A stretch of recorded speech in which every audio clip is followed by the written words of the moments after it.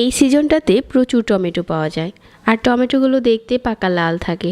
আর ওই টমেটো দিয়ে আপনি নিজের হাতে তৈরি করতে পারবেন টমেটো সস, যেটা কিনা 1 বছরের মতো সংরক্ষণ করতে পারবেন। নামি দামি ব্র্যান্ড থেকে নিজের হাতে বানিয়ে নেওয়া টমেটো সসটা খুব স্বাস্থ্যকর। বাইরের এই অস্বাস্থ্যকর টমেটো সস না খেয়ে চলুন আজকে নিজের বাচ্চাদের জন্য বাসায় এই টমেটো সসটা খুব সহজে তৈরি করি। ঝামেলা ছাড়া এই সসটা তৈরি করে সংরক্ষণ করতে পারবেন 1 বছরের মতো। আজকে টমেটো সস তৈরি করার জন্য আমি এখানে 1.5 কেজি টমেটো নিয়েছি, পাকা লাল টাইপের। তারপর টমেটোগুলো পরিষ্কার করে ধুয়ে 4 ভাগ করে কেটে নিয়েছি। একটা টমেটোকে 4 ভাগ করে নিতে হবে। চুলায় প্যান বসিয়ে এই কেটে নেওয়া টমেটোর টুকরোগুলো দিয়ে দিচ্ছি।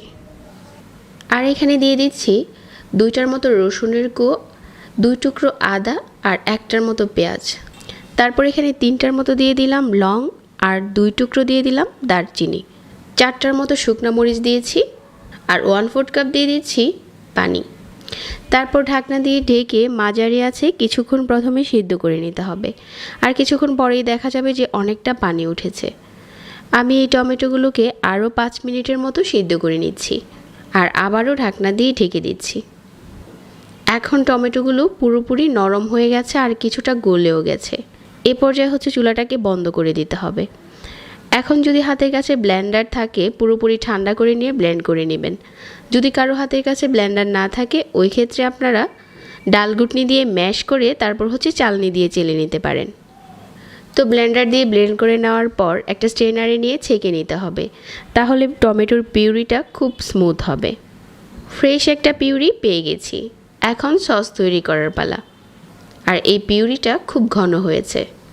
একটা বাটিতে নিয়ে নিচ্ছি 2 চা চামচ কর্নফ্লাওয়ার আর 2 টেবিল চামচ ভিনিগার দিয়ে এই কর্নফ্লাওয়ারটা গুলিয়ে নিচ্ছি। এখানে এক্সট্রা কোনো পানি দেওয়ার দরকার নেই, ভিনিগার দিয়েই কর্নফ্লাওয়ারটা গুলিয়ে নিতে পারেন। চুলায় আবারও প্যান বসিয়ে দিয়ে যে টমেটোর পিউরিটা পেয়েছি ওইটা ঢেলে নিচ্ছি। 1/2 কাপ দিয়ে দিচ্ছি চিনি। ভিনিগার আর কর্নফ্লাওয়ারের মিশ্রণটা দিয়ে দিচ্ছি আর একসাথে নেড়ে সবগুলো উপকরণ মিশিয়ে নিচ্ছি। আর এখানে স্বাদ মতো লবণ দিতে হবে, লবণটা হচ্ছে যার যার টেস্ট অনুযায়ী। চিনিও চাইলে আর একটু বাড়িয়ে কমিয়ে নিতে পারেন, তবে আমি 1/2 কাপ দিচ্ছি। এখন অল্প আছে নেড়ে চেড়ে যাওয়ার পালা। আর এই মিশ্রণটা খুব তাড়াতাড়িই ঘন হয়ে যাবে, যেহেতু আমরা এটাতে কর্নফ্লাওয়ার ব্যবহার করেছি। অনেকটা সময় ধরে জাল করতে হবে না। তারপর দিয়ে দিচ্ছি অল্প একটু তেঁতুলের কাঠ। চাইলে এটা স্কিপ করতে পারেন, তবে দিলে টেস্টটা ভালো আসে। আবার চাইলে এই সসে বিট লবণও ব্যবহার করতে পারেন। আমাদের সসটা এখন জাল করা হয়ে গেছে। আর একটা বাটিতে নিয়ে চেক করে নিচ্ছি যে এটা পানি পানি দেখা যাচ্ছে কিনা। সসটা একদমই ঠিক আছে। এখন ঠান্ডা করে বোতলে ভরে নেওয়ার পালা। আর এই সসের ঘনত্বটা একটু খেয়াল করেন। খুব অল্প সময়েই এই টমেটো সসটা বাসায় তৈরি করা যায়। আপনারা চাইলে আরও বেশি করেও সসটা বানিয়ে সংরক্ষণ করতে পারবেন 1 বছরের মতো। এখন শুধু একটা পরিষ্কার যে কোনো কাচের কৌটোতে ভরে সংরক্ষণ করার পালা। আমার সসটা এখন রেডি। আশা করছি আজকের টমেটো সসের রেসিপিটা ভালো লেগেছে সবার কাছে।